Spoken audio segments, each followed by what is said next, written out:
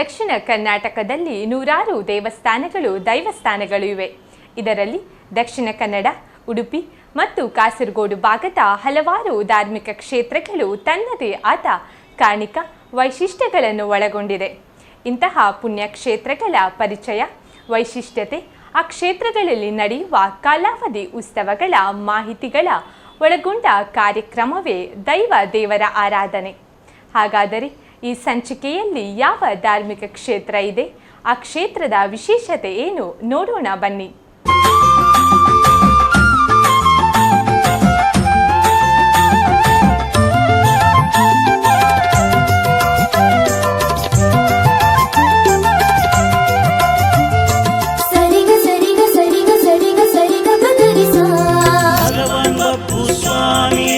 ಮಂಗಳಮೂರ್ತಿ ಸ್ವಾಮಿಯೇ, ವೈದ್ಯನಾಥೇಶ ಸ್ವಾಮಿಯೇ, ಕಾರಹೇಶ್ವರ ಸ್ವಾಮಿಯೇ, ಭಗವಾನ್ ಬಪ್ಪು ಸ್ವಾಮಿಯೇ, ಮಂಗಳಮೂರ್ತಿ ಸ್ವಾಮಿಯೇ, ವೈದ್ಯನಾಥೇಶ ಸ್ವಾಮಿಯೇ, ಕಾರಹೇಶ್ವರ ಸ್ವಾಮಿಯೇ.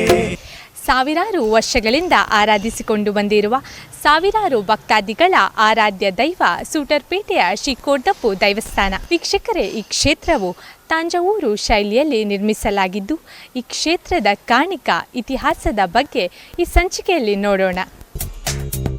ಸೂಟರ್ಪೇಟೆ ದಕ್ಷಿಣ ಕನ್ನಡ ಜಿಲ್ಲೆಯ ಮಂಗಳೂರು ಪ್ರದೇಶದಲ್ಲಿದೆ. ಮಂಗಳೂರು ಮಹಾನಗರ ಪಾಲಿಕೆಯ ವ್ಯಾಪ್ತಿಗೆ ಬರುವ ಸೂಟರ್ಪೇಟೆ ಕೋರ್ಡಬ್ಬು ದೈವಸ್ಥಾನವು ಸ್ಟೇಟ್ ಬ್ಯಾಂಕ್ ಬಸ್ ನಿಲ್ದಾಣದಿಂದ ಸುಮಾರು 8 ಕಿಲೋಮೀಟರ್ ಸಮೀಪದಲ್ಲಿದೆ. ಕಂಕನಾಡಿ ರಸ್ತೆ ಮೂಲಕ ಹಾದು ಹೋಗುವ ವೆಲೆನ್ಸಿಯಾ ವೃತ್ತದ ಬಲಭಾಗಕ್ಕೆ ತಿರುಗಿ ಮುಂದೆ ಸಾಗುವ ಬಬ್ಬುಸ್ವಾಮಿ ದ್ವಾರ ಕಾಣಸಿಗುತ್ತದೆ. ಆ ರಸ್ತೆಯ ಮೂಲಕ ಸಾಗಿದಾಗ ಸಿಗುವುದೇ ಸೂಟರ್ಪೇಟೆ ಬಬ್ಬುಸ್ವಾಮಿ ದೈವಸ್ಥಾನ.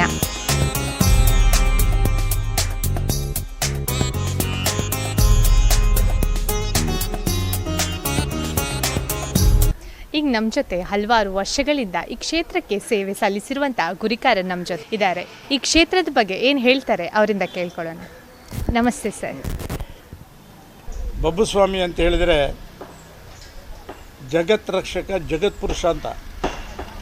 ಅವರು ಭೂಮಿಗೆ ಬರುವಾಗ ಎಲ್ಲಿ ಬರಬೇಕು, ಹೇಗೆ ಬರಬೇಕು ಅಂತ ಆಲೋಚನೆ ಮಾಡಿದ್ರಂತೆ. ಹಾಗೆ ಬಾರ್ಕೂರಿನಲ್ಲಿ ಕೋಡಿಕಂಡಾಲ ಕೊಡಂಗವೆನ್ನಾರ ಎಂಬಂಥ ಧರ್ಮಿಷ್ಠ ಮತ್ತು ಬಹಳ ಪ್ರಾಮುಖ್ಯ ಎಲ್ಲ ಹೆಸರುವಾಸಿಯಾದಂಥ ಒಬ್ಬರು ರಾಜಮನೆತನದವರು.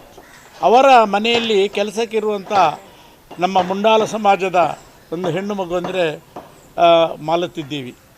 ಅವರ ಹೊಟ್ಟೆಯಲ್ಲೇ ಬಂದರೆ ಸರಿ ಅಂತ ಹೇಳೋ ದೃಷ್ಟಿಯಲ್ಲಿ ಅವರು ಸ್ನಾನ ಮಾಡೋ ಸಮಯದಲ್ಲಿ ಅವರಿಗೆ ಒಂದು ರೀತಿಯ ಅಮಲಾಗಿ ಅಥವಾ ತನ್ನದೇ ಆದಂಥ ಒಂದು ಮನಸ್ಸಿನಲ್ಲಿ ಏನೋ ಒಂಥರ ಆಗ್ತದೆ ಅಂತ ಹೇಳೋ ದೃಷ್ಟಿಯಲ್ಲಿ ಆಗುವಾಗ ಅದು ಮುಂದಕ್ಕೆ ಹೊಟ್ಟೆಯಲ್ಲಿ ಮಗುವಿನ ಒಂದು ತೀರ್ಮಾನ ಆಗಿದೆ ಎಂಬುದು ತಿಳಿದು ಬರ್ತದೆ. ಅದು ಮುಂದಕ್ಕೆ ದೊಡ್ಡದಾಗಿ ಮಗು 8 ತಿಂಗಳಿರುವಾಗ ಎಲ್ಲ ಜನರು ಇವರಿಗೆ ಮದುವೆ ಈ ಹೆಸರುವಾಸಿಯಾದಂಥ ಈ ಕೋಡಿಕಂಡಾಲ ಕೊಡಗಮನ್ನಾರ ಮನೆಯಲ್ಲಿ ಇದ್ದಾಳೆ, ಈ ಹೆಣ್ಣು ಮಗುವಿಗೆ ಹೊಟ್ಟೆ ಭರಿಸಿದ್ದು ಯಾರು ಅಂತ ಭಾಳ ಮತ್ಸರದಲ್ಲಿರುವಂಥದ್ದು ಹೇಳುವಂತ ಹೇಳಿದರೆ ಇಕ್ಕೇರಿಯರ್ಸ್ ಅಂತ ಇದರಲ್ಲಿ ಇಲ್ಲಿ ಮಂಗಳೂರು ಬುದ್ಧಿ ಅಂತ ಇದ್ದರು. ಅವರಿಬ್ಬರು ಸೇರಿ ಇವರ ಮಾನಹರಣ ಮಾಡಬೇಕಂತ ಹೇಳೋ ದೃಷ್ಟಿಯಲ್ಲಿ ಬೇಕಾದ ಕಟ್ಟುಕಟ್ಟಲೆ ಹಾಕಿ ಅವರನ್ನು ಸತ್ಯ ಹೇಳೋದಕ್ಕೆ ಕರೆದ್ರಂತೆ. ಸತ್ಯ ಹೇಳೋದಕ್ಕೆ ಕರೆಯುವ ಸಮಯದಲ್ಲಿ ಇವರು ಕಣ್ಣು ನೀರು ಬಿಟ್ಟು ನಾವು ಬದುಕುತ್ತೇವಾ ಸೋಲ್ತೇವಾ, ನನಗೂ ಗೊತ್ತಿಲ್ಲ ಇದು ಈ ಹೊಟ್ಟೆಯಲ್ಲಿ ಮಗು ಹೇಗೆ ಆಗಿದೆ ಅಂತ ಹೇಳಿ, ಯಾರಿಗೂ ಗೊತ್ತಿಲ್ಲ, ನಮ್ಮನ್ನು ಅಪವಾದಕ್ಕೆ ಮಾಡಿದ್ದಾರೆ ಅಂತ ಹೇಳಿ ಅಲ್ಲಿ ಅವರ ಬ್ರಹ್ಮಾವರದ ಕಟ್ಟೆಗೆ ಹೋಗ್ತಾರಂತೆ. ಹೋಗುವ ಮೊದಲು ಅವರು ಕಣ್ಣು ನೀರು ಹಾಕುವಾಗ ಹೊಟ್ಟೆಯೊಳಗಿಂದ ಮಗು ಒಂದು ರೀತಿಯ ವಿಶೇಷವಾದಂಥ ಒಂದು ಮಾತು ಬಂತಂತೆ, ಅಶರೀರವಾಣಿ. ನಾನು ಜಗತ್ ರಕ್ಷಕ, ಜಗತ್ ಪುರುಷ, ಪರಮಶಿವನ ಅಂಶ, ಭೂಮಿಗೆ ಬರ್ತಾ ಇದ್ದೇನೆ, ನೀವು ಹೆದರಬೇಡಿ, ತಲೆ ತಗ್ಗಿಸಿ ಹೋಗಿ, ಹಿಂದೆ ಬರುವಾಗ ನಾನು ತಲೆ ಎಬ್ಬಿಸಿ ಬರ್ತೇನೆ ಅಂತ ಹೇಳಿದ್ರಂತೆ. ಇದನ್ನು ಹೇಳಿಕೊಂಡು ಅಲ್ಲಿ ಹೋದವರು ಅವರು ಕಠಿಣವಾದ 3 ಪರೀಕ್ಷೆ ಮಾಡಿದಾರಂತೆ. ಒಂದು ಕಾಯುವ ತುಂಬ ಎಣ್ಣೆಯೊಳಗೆ ತಲೆ ಹಾಕಿ ಮುಖ ತೆಗಿಬೇಕು, ಯಾಕೆಂದರೆ ಅವಳ ಮುಖ ಹಾಳಾಗಬೇಕಂದ್ರೆ ಅದರೊಳಗೆ ತಲೆಯನ್ನು ಹಾಕಿ ತೆಗೆದಾಗ ಅವಳಿಗೆ ಏನಾಗಲಿಲ್ಲ. ಅವಳು ತೆಗೆದ ನಂತರ ಅವಳ ಕೂದಲಿದ್ದ ಎಣ್ಣೆ ರಟ್ಟಿದ್ದು ಈಗಲೂ ಅಲ್ಲಿ ಯಾವ ಬೆಳೆ ಬೆಳೆಯುವುದಿಲ್ಲಂತೆ. ಮತ್ತು ಒಂದು ದೊಡ್ಡ ಕಾಯಿಸಿದ ದೊಡ್ಡ ಗುಂಡುಗಲ್ಲನ್ನು ಎತ್ತಬೇಕಂತ ಹೇಳಿದರೆ ಅದನ್ನು ಎತ್ತಿದ ನಂತರ ಅದನ್ನು ಸಹಿತ ಎತ್ತು ಬಿಸಾಡಿದಾಗ ಅದು ಅವರಿಗೆ ಏನಾಗಲಿಲ್ಲ. ಆ ಬಿದ್ದ ಜಾಗದಲ್ಲಿ ಜನ ದೊಡ್ಡ ದೊಡ್ಡ ಅಸೂಯೆಗಾರರೆಲ್ಲ ಅಲ್ಲಿ ಸ್ಮಶಾನಭರಿತವಾಗಿ ಹೋಗಿದ್ದಾರೆ ಅಂತ. ಅದು ಈಗಲೂ ಆ ಜಾಗಗಳಿದೆ. ಮತ್ತು ಮೂರನೇದಾಗಿ ವಿಷಜಂತು, ನಮ್ಮಲ್ಲಿ ಸರ್ಪ ಇದೆ, ಅದನ್ನು ಮಧ್ಯದಲ್ಲಿ ಒಂದು ಲಿಂಬೆಹಣ್ಣು ಹಾಕಿದ್ದಾನೆ, ಇದನ್ನು ತೆಗಿಬೇಕಂತ. ಯಾವಾಗಲೂ ಬುಸುಗುಟ್ಟುವಂಥ ಸರ್ಪ ಇವರು ಕೈ ಹಾಕಿ ತೆಗೆಯುವವರೆಗೆ ಮಾತಾಡಲಿಲ್ಲ, ತಲೆ ತೆಗಿಸಂತೆ. ಇದರಲ್ಲಿ 3 ಜಯಿಸಿಯಾಗಿ ಬಂದಿದ್ದಾರೆ. ಆ ಶಕ್ತಿಯೇ ಆಗ ಹೇಳಿದ್ದಾರೆ ಅಂತ, ನಾನು ಜಗದ್ರಕ್ಷಕ, ಜಗತ್ಪುರುಷ, ಭೂಮಿಗೆ ಜನನಾಗ್ತೇನೆ, ಆದರೆ ನನ್ನನ್ನು ಯಾವ ರೀತಿಯಲ್ಲಿ ಆರಾಧಿಸ್ತಾರೆ ಅವರನ್ನು ಕೈ ಬಿಡುವುದಿಲ್ಲ ಅಂತ ಹೇಳುವ ರೀತಿಯಲ್ಲಿ ಭೂಮಿಗೆ ಬಂದರೆ. ಬರುವಾಗಲೇ ವೈದ್ಯ ತಂತ್ರ ಮಂತ್ರವನ್ನೇ ಹಿಡ್ಕೊಂಡು ಬಂದಂಥ ಬಬ್ಬುಸ್ವಾಮಿಗೆ ಬಾ ಮತ್ತು ಬೂ 2 ಹೆಸರಿಟ್ಟಿದ್ದಾರೆ, ಬಬ್ಬು ಅಂತೇಳಿ. ಅದನ್ನೇ ನಾನು ನಾಮನಿರ್ದೇಶನ ಮಾಡಿಕೊಂಡು ಅವರು ಮುಂದಕ್ಕೆ ಎಲ್ಲ ಆಗುಹೋಗುಗಳನ್ನು ನೋಡ್ತಾ ಬಂದಂಥ ವಿಶೇಷ ಶಕ್ತಿ ಅವರಲ್ಲಿದೆ.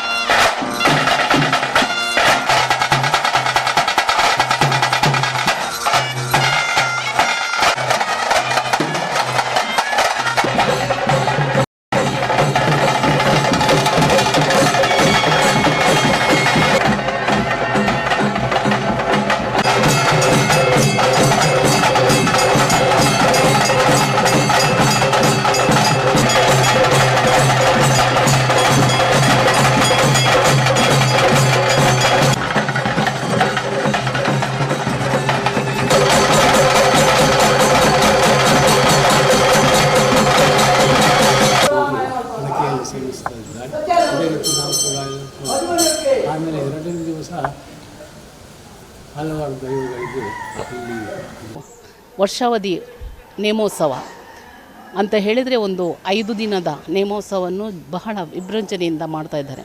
ಊರಿನ ಭಕ್ತಾದಿಗಳು ಸೇರಿ ಇದನ್ನು ಮಾಡ್ತಾ ಇದ್ದಾರೆ. ಅದನ್ನು ಎಲ್ಲರೂ ಕೂಡ ಪರ ಊರಿನ ಜನರು ಕೂಡ ಇಲ್ಲಿ ಬಂದು ಆ ನೇಮೋತ್ಸವಕ್ಕೆ ಭಾಗವಹಿಸ್ತಾರೆ. ಅವರ ಇಷ್ಟಾರ್ಥವನ್ನು ದೇವರುಗಳು ಇದನ್ನು ನೆರವೇರಿಸಿದಂತ ನಾನು ಹೇಳಿಕ್ಕೆ ಇಚ್ಛೆ ಪಡ್ತೇನೆ.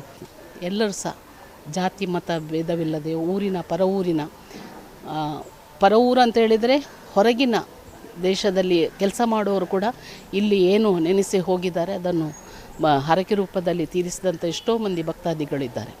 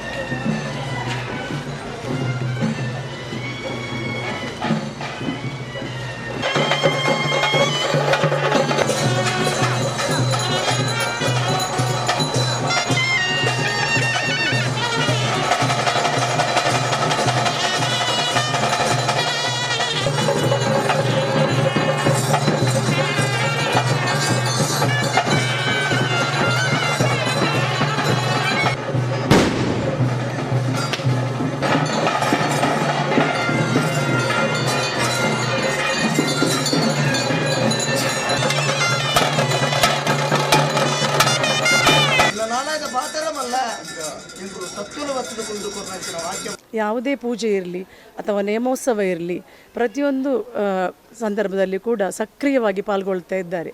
ಮತ್ತೊಂದು ಏನಂತ ಹೇಳುವಾಗ ಈ ಕ್ಷೇತ್ರದ ವಿಶೇಷತೆ ಅಂತ ಹೇಳುವಾಗ ಸುಮಾರು 150 ವರ್ಷಗಳ ಹಿಂದೆ ಈ ದೇವಸ್ಥಾನ ಇಲ್ಲಿ ಇತ್ತು.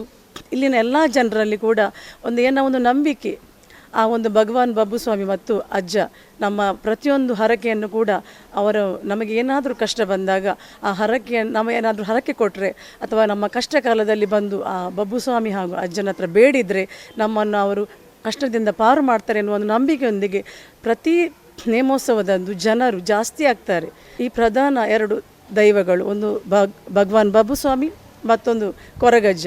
ಆ 2 ದೇವರು ಕೂಡ ಏನು ಮಾಡ್ತಾರೆ ಅಂತ ಹೇಳುವಾಗ ಪ್ರತಿಯೊಂದು ಬಂದ ಭಕ್ತರನ್ನು ಅವರ ಏನೇ ಕಷ್ಟ ಇರಲಿ ಅವರಿಗೆ ಸಮಾಧಾನ ಆಗುವ ರೀತಿಯಲ್ಲಿ ಅವರನ್ನು ಹರಸಿ ಪ್ರತಿಯೊಬ್ಬರು ಇನ್ನೂ ಹೆಚ್ಚು ಭಕ್ತರು ಇಲ್ಲಿ ಬರುವಂತೆ ಅವರದೊಂದು ಕಾರಣಿಕ ಅಂತ ಹೇಳಬೇಕು. ಅವರ ಒಂದು ಕಾರಣಿಕದಿಂದ ಹೆಚ್ಚು ಭಕ್ತರು ಈ ಒಂದು ಕ್ಷೇತ್ರಕ್ಕೆ ಆಗಮಿಸ್ತಾ ಇದ್ದಾರೆ. சாரமானி தைவலெடு பக்கு கொஞ்சி புதரு சார சார ஊருலெடு தெய்வ கொஞ்சி துடரு சாரமானி தைவலெடு பக்கு கொஞ்சி புதரு சார சார ஊருலெடு தெய்வ கொஞ்சி துடரு ನಮ ನಂಬಿ ಸತ್ಯವು ಪುರ್ಪಾರ್ಲು ಮಾಮಲ್ಲ ಶಕ್ತಿದ ಕರಿಗಂಧದ ತಿಲ್ಲು ನಮ ನಂಬಿ ಸತ್ಯವು ಪುರ್ಪಾರ್ಲು ಮಾಮಲ್ಲ ಶಕ್ತಿದ ಕರಿಗಂಧದ ತಿಲ್ಲು ಸಾರಮಾಣಿ ದೈವಲೆಡು ಬಬ್ಬು ಗೊಂಜಿ ಪುದರು ಸಾರ ಸಾರ ಊರುಲೆಡು ದೈವ ಗೊಂಜಿ ತುಡರು ಸಾರಮಾನಿ ದೈವಲೆಡು ಬಬ್ಬು ಗೊಂಜಿ ಪುದರು ಸಾರ ಸಾರ ಊರುಲೆಡು ದೈವ ಗೊಂಜಿ ತುಡರು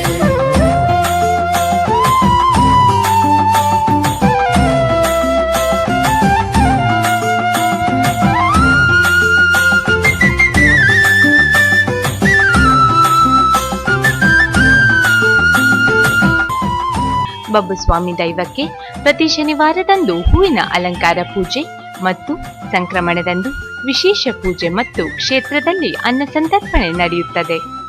ಕಾಂಡೆ 6 ಗಂಟೆಗೂ ಬಕ ಬಯ್ಯದ 8 ಗಂಟೆಗೂ ವಿಶೇಷ ಪೂಜೆ, ಶನಿವಾರ ವಿಶೇಷ ಪೂಜೆ ಬಕ ಅಲಂಕಾರ ಪೂಜೆ ಉಂಟು, ಸಂಕ್ರಮಣ ಪೂಜೆ ಉಂಟು. ಸಂಕ್ರಮಣ ಸಾರ್ವಜನಿಕ ಅನ್ನ ಸಂತರ್ಪಣೆ ಉಂಟು. ಅಂಚೆ ಮುಲ್ಪ ಭಕ್ತಿನ ಕೆಲವು ಕಷ್ಟ ಮತ್ತು ಇತ್ಯಾರ್ಥ ಉಂಟು.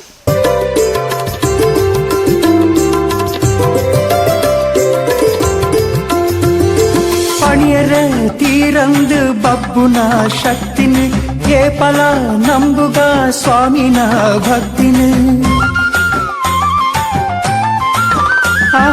ಪಣಿಯರ ತೀರಂದು ಬಬ್ಬುನ ಶಕ್ತಿನಿ ಕೇಪಲ ನಂಬುಗ ಸ್ವಾಮಿನ ಭಕ್ತಿನಿ ವರಂ ಪಡ್ಡ ಬೂರುದು ತರೆನು ತಗ್ಗಾದು ವರಂ ಪಡ್ಡ ಬೂರುದು ತರೆನು ತಗ್ಗಾದು ಉಡಲಿಡು ಇನ್ನಗ ದೈವ ಸ್ವರೂಪಿಣಿ ಉಡಲಿಡು ಇನ್ನಗ ದೈವ ಸ್ವರೂಪಿಣಿ. ನೋಡಿದ್ರಲ್ಲ ವೀಕ್ಷಕರೇ, ಸೂಟರ್ಪೇಟೆ ಬಬ್ಬುಸ್ವಾಮಿ ದೈವಸ್ಥಾನದ ಕಾಣಿಕ ಮತ್ತು ಕ್ಷೇತ್ರದ ಪರಿಚಯವನ್ನು. ನೀವೊಮ್ಮೆ ಈ ಕ್ಷೇತ್ರಕ್ಕೆ ಭೇಟಿ ನೀಡಿ. ಮತ್ತೊಂದು ಕ್ಷೇತ್ರದ ಪರಿಚಯದೊಂದಿಗೆ ದೈವ ದೇವರ ಆರಾಧನೆ. ನಮಸ್ಕಾರ.